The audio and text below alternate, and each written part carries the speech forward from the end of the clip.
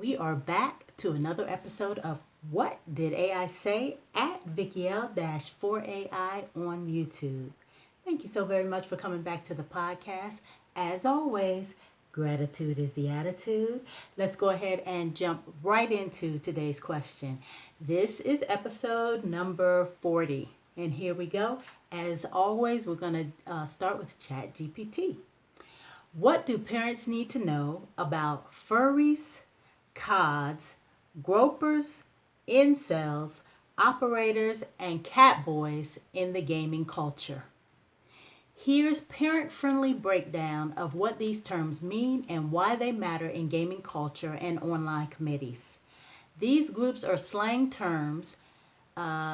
These groups and slang terms can overlap, especially in spaces like Discord, Twitch, Roblox, Fortnite, VR chat, and Minecraft. Minecraft is a game I actually do really enjoy watching someone play. Some are harmless subcultures, while others can involve serious risk like grooming, radicalization, or exploitation. 1. Furries. What it means.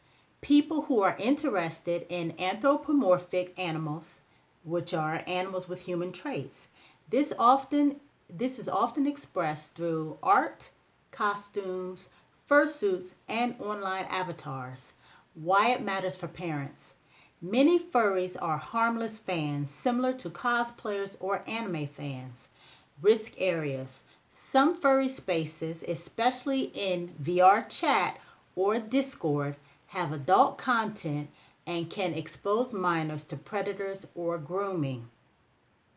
Red flag if a child is sharing personal photos, joining private furry discords, or getting gifts from older mentors. Wow. Where were the days when our kids could just play a game? Okay, 2. CODs, Call of Duty players. What it means. COD usually refers to Call of Duty, a popular first-person shooter game. Its online community is massive and spans all ages. Why it matters for parents. Toxic culture, trash talk, bullying, racial slurs, and sexism are very common. Voice chat often has unfiltered adult conversations. Loot boxes and microtransactions can create spending addiction issues. Wow. Tip. Disable in-game voice chat for younger players or use private party chat with friends only. 3. Gropers.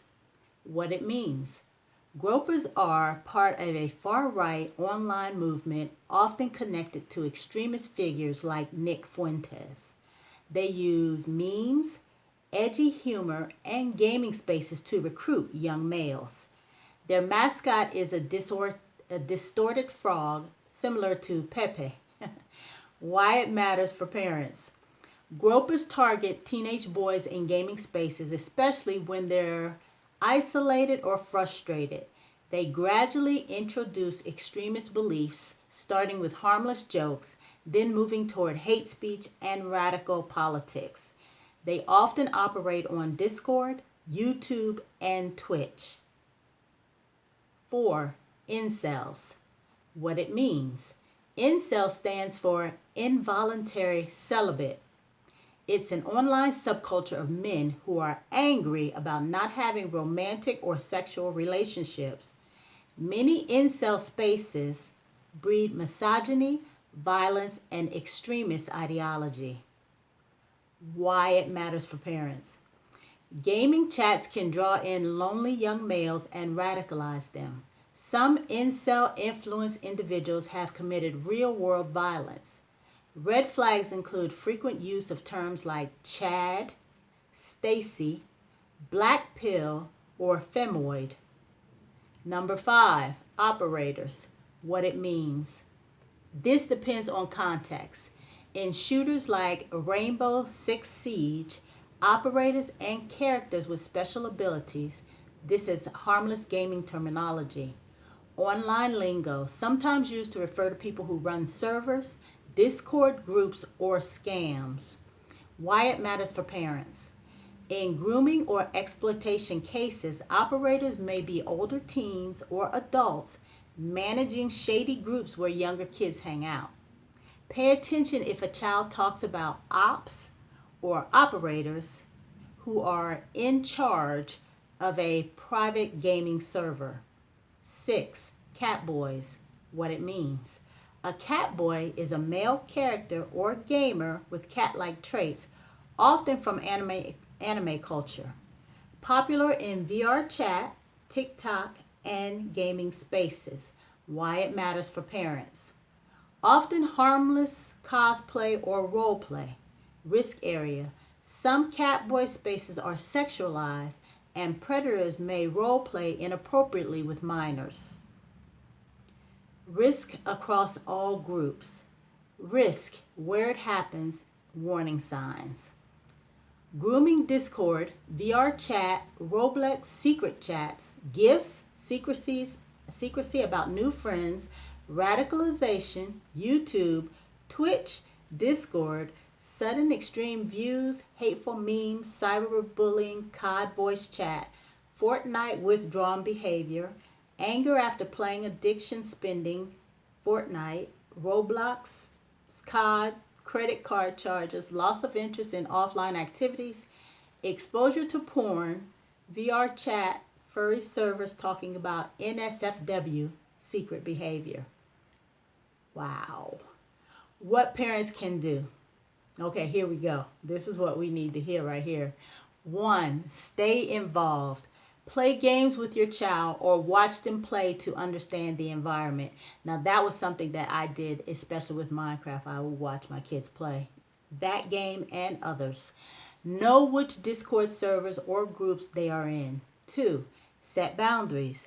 No private voice, video calls with people they haven't met in real life. Encourage using private party chat instead of open voice chat. 3. Learn the lingo. If they start using terms like red pill, black pill, based, or simp, ask what they mean. 4. Open communication. Create a safe space for your child to talk about uncomfortable encounters. Avoid overreacting so they won't hide things from you. 5. Parental controls. Use Xbox, PlayStation, or PC parental controls to manage online play and spending. 6. Watch for behavioral changes. Isolation, secrecy, or aggressive changes in worldview can signal outside influence. Chatgpt also offers an downloadable checklist for parents to help them to monitor their child's gaming activity safely. Wow, whole new world. Never even knew existed. Okay, let's move on to Deepseek and what it had to say. Just a reminder, if you forgot what the question was. What do parents need to know about furries, CODs, gropers, incels, operators, and catboys in the gaming culture? As a parent, understanding the various subcultures and terms within gaming can help you better navigate your child's online experiences. Some of these terms represent harmless creative communities, while others are associated with more serious risks. To help you get started, the table below summarizes these groups and terms. Okay, here we go. Okay, the table term, what it generally refers to, key things for parents to know. We're going to start with furries. A fandom centered around an interest in anthropomorphic, human-like animal characters. It's primarily a creative and social community focused on art, costumes, fursuits, and characters. And crafting a persona. Okay, an animal-based avatar. Okay, that's a persona, an animal-based avatar. It's often misunderstood due to stereotypes. The community is largely about art and belonging. While any group can have inappropriate corners online, Being a furry is not inherently sexual or harmful. Okay, that's nice to know. Interesting. Here we are, number 2, incels. Involuntary celibate. An online subculture characterized by extreme misogyny, resentment towards women, and a sense of entitlement, associated with a high risk ideology considered a hate group. Exposure to these communities can lead to radicalization. Gaming adjacent platforms can be hotbeds for this ideology. Okay. Gropers. It has 2 meanings: a derogatory term for Xbox fans in Japan, and more critically describes individuals who engage in virtual sexual harassment, cyber groping. Wow. In online games, especially in VR, highlights the risk of online harassment. Virtual assaults can feel real to victims. It's important to talk to kids about reporting and using safety tools like block and report functions available in games. Number 3, operators. In a gaming context, this can refer to a character class in tactical shooters like Rainbow Six Siege. It was the same game mentioned in Chatgpt. It is not widely used to describe a specific subculture, generally not a term for a concerning group. It's simply a gameplay mechanic. Now, ChatGPT had a little bit different take on that one. Okay, moving on to catboys. A specific type of character, often in anime style games, depicting a boy with cat like features, ears, tail. It's an aesthetic choice rather than an organized community. Generally, a harmless character trend, like furries, it falls under the broader umbrella of anthropomorphic character interest. CODs likely refers to players of the Call of Duty franchise.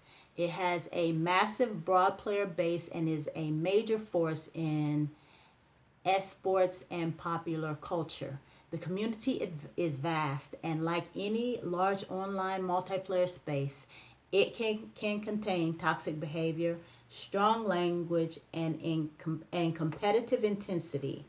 The content is military themed. Practical advice for parents. Understanding these terms is the first step. Here's how you can apply this knowledge positively. Focus on open communication. The best approach is to talk to your child without judgment.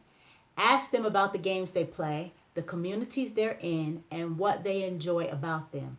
This opens the door for them to come to you if they encounter something uncomfortable. Encourage critical thinking. I'm on board with this all the way. Talk about the differences between healthy communities built on shared creativity, like many furry groups, and toxic online spaces that promote hate or negativity, like incel forums. Help them recognize disrespectful or harmful behavior. That is an excellent suggestion. Utilize safety tools. Make sure your child knows how to use the privacy block and report features in their games and on platforms like Discord. For instance, some VR games have implemented power gestures that create a safety bubble to keep harassers away. Interesting. Distinguish between identity and stereotype. Remember that enjoying animal-themed characters, such as furry, or by creating a catboy avatar is a common and generally benign form of self-expression for many young people. It does not automatically imply anything about their real-world identity or behavior. The most important thing you can do is stay engaged and informed. By showing a genuine interest in your child's digital world, you create a supportive environment where they feel safe to share their experiences. Wow. Okay, whew. Now that was extremely interesting. This is an excellent episode 41 for parents and for myself, because I was not aware of any of this until, I came across something and I decided to delve into it. Okay, so how does any of this affect our daily lives? Well, definitely know uh, what your child is playing, who they're communicating with, who they're in groups with, and what they're saying online. Also, what they're buying. So, I mean, this is definitely a world that I was not familiar with. And I'm sure that most of us who have adult children, you know, when our children were young, they were able to play these games, but the online atmosphere wasn't as vast as it is now. So it definitely opens up some corners and some things in these different forums that you may not want your child to be interacting with. So definitely, I mean, ChatGPT and Deepseek said open communication. Deepseek even went as far as to say teach your child to critical think. We should all be critical thinking. That is my main goal, is to make sure that we all get back to our critical thinking. Just do what you can. Don't take away the ability for your child to entertain themselves online and to participate in these different games, but most definitely be proactive in knowing who they're playing with and who they're talking to and what they're sending to these people. So there you have it.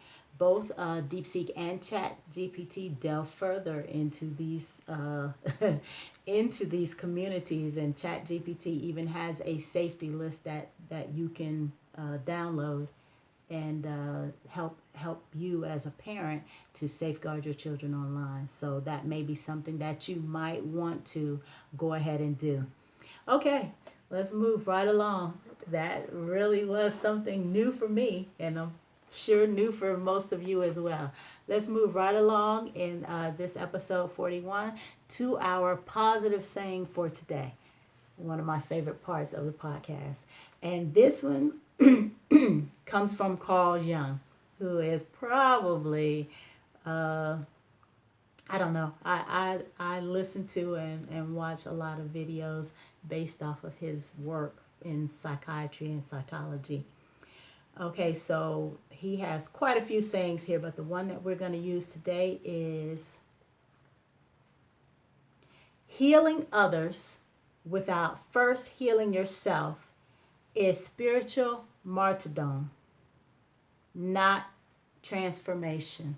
Let me repeat that. Healing others without first healing yourself, is spiritual martyrdom, not transformation.